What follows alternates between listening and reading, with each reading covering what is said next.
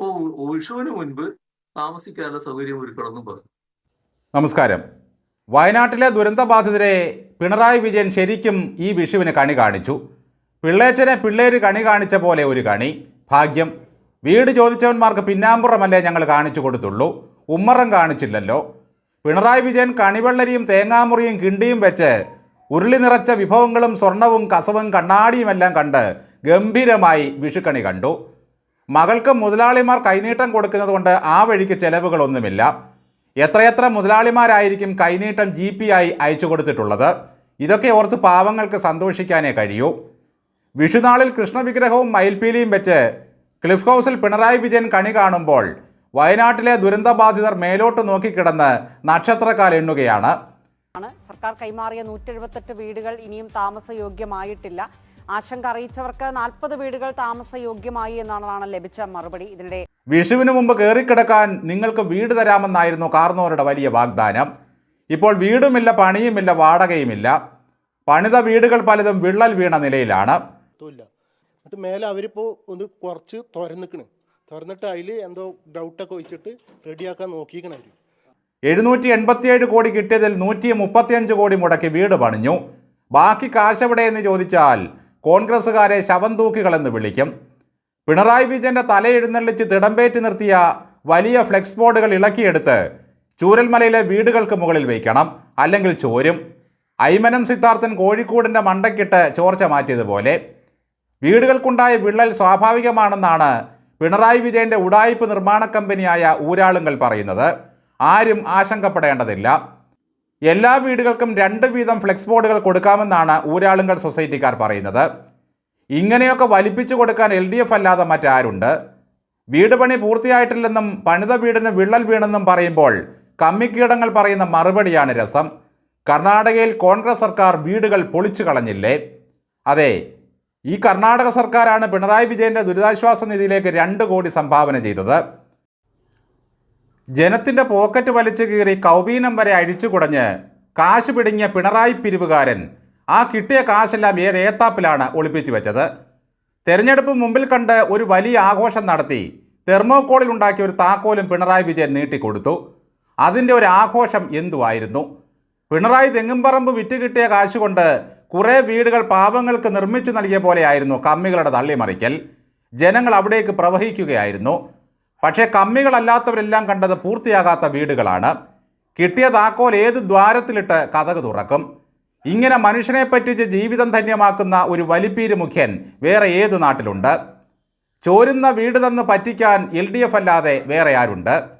ഇനി ഊരാളുങ്കൽ വിള്ളൽ ഫണ്ട് പിരിക്കാൻ സഖാക്കൾ ഇറങ്ങുകയായി. ഊരാളുങ്കൽ നമ്മുടെ നാടിൻ്റെ മഹാഭാഗ്യമാണ്. കയ്യാലവെട്ടും കാനനിർമ്മാണവും മുതൽ കപ്പലുണ്ടാക്കലും തുരങ്ക നിർമ്മാണവും വരെ അവർ നടത്തുന്നുണ്ട്. പക്ഷേ ഉദ്ഘാടന പരിപാടികൾക്ക് ചൈനയുടെയും ജർമ്മൻ്റെയും പന്തൽ മസ്റ്റാണ്. വയനാട്ടിൽ സംഭവിച്ചത് പ്രകൃതി ദുരന്തമായിരുന്നെങ്കിൽ പിണറായി ദുരന്തമാണ് ഇപ്പോൾ അവരുടെ കൺമുമ്പിൽ ഉയർന്നു നിൽക്കുന്നത്. സിമൻറ്റിനും കല്ലിനും വിജാഗിരിക്കും കമ്മീഷൻ അടിച്ചു കഴിഞ്ഞു. ജേക്കബ് ജോർജ് എന്നൊരു പുങ്കനായ കമ്മി മാധ്യമപ്രവർത്തകൻ ഏഷ്യാനെറ്റിലിരുന്ന് പറയുന്നത് കേട്ടു. പിണറായിക്കൊരു നിർബന്ധമുണ്ടായിരുന്നു. ലോകത്ത് കിട്ടാവുന്ന ഏറ്റവും വില കൂടിയ ഗ്ലാസ് വേണം അവിടുത്തെ വീടുകളിൽ ഉപയോഗിക്കാൻ. അതൊന്നും സാധാരണക്കാർക്ക് പറ്റുന്നതല്ല. അത്രയ്ക്കായിരുന്നു പിണറായിയുടെ കരുതൽ. അത്രയ്ക്ക് വലിയ സൈസ് ഗ്ലാസ്സാണിത്. അയാളിങ്ങനെ ഗീർവാണം വിടുന്നതിനിടയിൽ വിനു വി ജോൺ ആ കൂടിയ ഗ്ലാസിൻ്റെ വില ഗൂഗിളിൽ സെർച്ച് ചെയ്ത് നോക്കി. എൻ്റെ അമ്മോ, എന്തൊരു വിലയാണ്! സ്ക്വയർ ഫീറ്റിന് 45 കുണുവ. ഇങ്ങനെയാണ് കമ്മികൾ പിണറായി വിജയനെ പൊക്കി പനയിൽ കയറ്റുന്നത്. 30 ലക്ഷത്തിൻ്റെ വീടുകൾക്ക് ഇമാതിരി പൊട്ടലുണ്ടായിട്ടുണ്ടെങ്കിൽ ആ ജനങ്ങൾക്ക് എന്ത് സുരക്ഷയാണ് ഇവർ നൽകുന്നത്?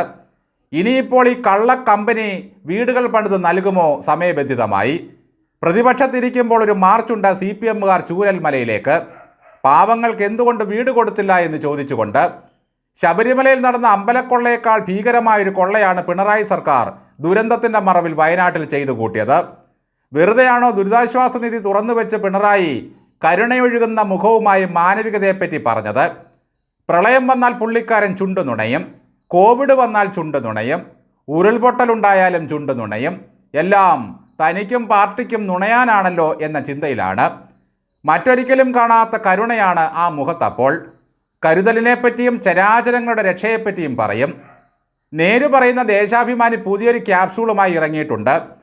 പെൻസിൽ വരയെ വിള്ളലാക്കി നുണവാർത്ത കൊടുത്തതാണ് പോലും.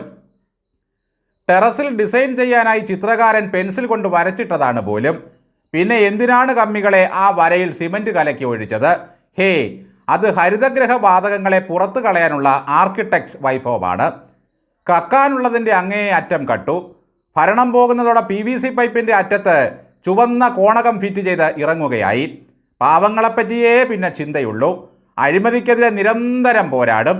ജാതീയതയെ വെച്ച് പൊറിപ്പിക്കില്ല, ഉറഞ്ഞുതുള്ളും. കഴിഞ്ഞ 10 വർഷമായി കേരളത്തിൽ നിന്നും അകന്നുപോയ ബന്ധു ഹർത്താലും ഇതാ തിരിച്ചെത്താൻ പോകുന്നു. കുറേ കോഴികളുടെ തലകൾ കൂടുതൽ പോകും. ഇത്രയൊക്കെ കോടികൾ കട്ടിട്ടും അമ്പലം വിഴുങ്ങിയിട്ടും ജനങ്ങൾ ഞങ്ങളെ അത്യഗാധമായി സ്നേഹിക്കുന്നു എന്ന CPM നേതാക്കൾക്ക് തോന്നാൻ എന്താണ് കാരണം? പ്രതിപക്ഷത്തുള്ള 2 പാർട്ടികളും മിണ്ണാണി മിണ്ണന്മാർ ആയതുകൊണ്ട്. BJP ശബരിമല വിഷയത്തിൽ വലിയ ആവേശമൊന്നും ഇക്കുറി കാണിച്ചതേയില്ല. തങ്ങളുടെ പ്രക്ഷോഭങ്ങൾ കോൺഗ്രസിന് ഗുണം ചെയ്താലോ എന്ന് അവർ ഭയക്കുന്നു. ദുരന്തങ്ങളെല്ലാം കൊള്ളയ്ക്കുള്ള സുവർണാവസരമാക്കി LDF മാറ്റിയിട്ടും രണ്ടാം പ്രതിപക്ഷമായ NDAയും അതിനെ നയിക്കുന്ന BJPയും എത്ര സമരങ്ങൾ നടത്തി. ശബരിമല സ്ത്രീപ്രവേശം വലിയ പൊള്ളുന്ന വിഷയമാക്കിയ BJP ക്ഷേത്രം മുഴുവൻ ദേവസ്വം കൊള്ളയടിച്ചിട്ടും എന്തുകൊണ്ടാണ് വികാരം കൊള്ളാതെ പോയത്? നടേശനും സുകുമാരൻ നായർക്കുമൊന്നും അയ്യപ്പനെ ഓർത്ത് ദണ്ണം വന്നതേയില്ല. നമ്മൾ അറിയാത്ത എന്തൊക്കെയോ ഡീലുകൾ ഇവിടെയുണ്ട്. കോൺഗ്രസ് മുക്ത ഭാരതം സ്വപ്നം കാണുന്നവർക്ക് പിണറായിയുടെ കൊള്ളയേക്കാൾ വലിയ സംഭവം UDFിൻ്റെ പതനമാണ്. BJPക്കാരും ഇപ്പോൾ വികസനത്തെപ്പറ്റി മാത്രമേ മിണ്ടുന്നുള്ളൂ. ഭരണത്തിൽ നിന്നും പുറത്തു പോകുന്നതോടെ ഈ കള്ളന്മാരെ കൊണ്ട് എങ്ങനെ കണക്ക് പറയിക്കും? 600 കോടിയോളമാണ് വയനാടിൻ്റെ പേരിൽ അമുക്കിയിരിക്കുന്നത്. ദുരിതാശ്വാസ നിധിക്കെതിരെ ശബ്ദിച്ചവരെയെല്ലാം ദേശദ്രോഹികളാക്കി മാറ്റി കേസെടുത്തു. മോഷ്ടിച്ചവന്മാർ വികസന നായകന്മാരാണ്.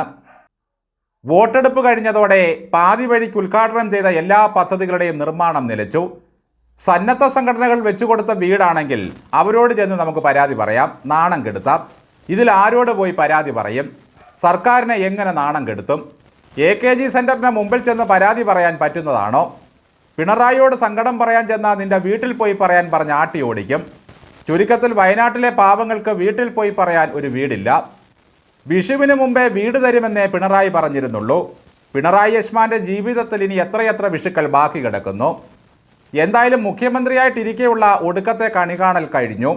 വാതിൽ താഴിട്ട് താക്കോലേൽപ്പിച്ച് വേദനയോടെ പടിയിറങ്ങാൻ 10-20 ദിവസമേ ഉള്ളൂ. ക്ലിഫ് ഹൗസിൻ്റെ അടിയിലൂടെ ഏതോ തുരങ്കത്തിൻ്റെ പണിയിലാണ് ഇപ്പോൾ ഊരാളുങ്കൽ. ആരും അറിയണ്ടെന്ന് കരുതി അതിൻ്റെ ബ്ലാസ്റ്റിംഗ് ഉദ്ഘാടനമൊന്നും പിണറായി നടത്തിയില്ല.